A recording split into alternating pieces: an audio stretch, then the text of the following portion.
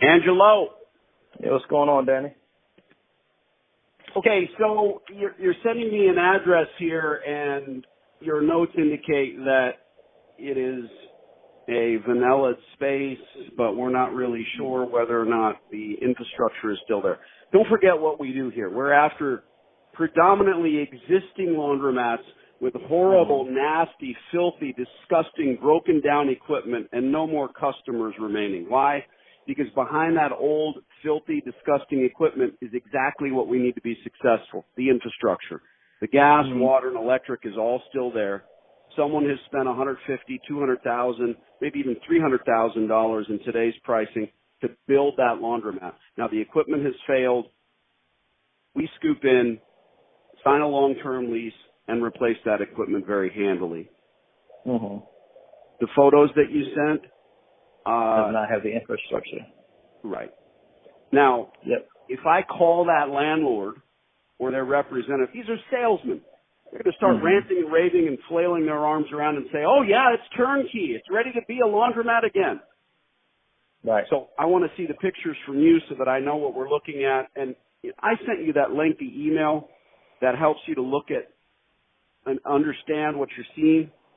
And they just haven't. Now, what did they do? They pulled out the copper. That's what's missing. Why? Because the copper, I mean, a typical laundromat, you can go to the scrap heap after a few hours work and end up with $3,000, $4,000, $5,000, $6,000, $7,000, $8,000, $10,000 in scrap. Wow. It is not a dollar store where we've got a toilet.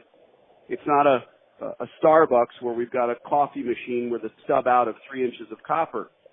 We're talking about hot and cold that snakes throughout the store in a 3-inch pipe that comes through the city side into the laundromat and snakes throughout the entire store. And when they repossess a laundry and pull equipment out, the first thing they do is hire someone to do that. And these knuckleheads are going to do what? Oh, look at this. Free money. So the landlords screwed themselves. In the first photo, I see a bulkhead wall. The drainage is there. Great. That's inexpensive to create.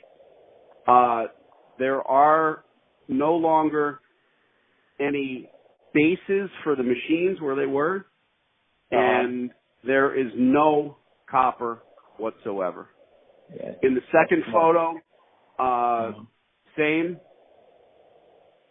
There's no copper, and it looks like the dryers are in the very back, but this is no longer a viable laundromat. Right. So back to the drawing board, no big thing. Let's find some locations.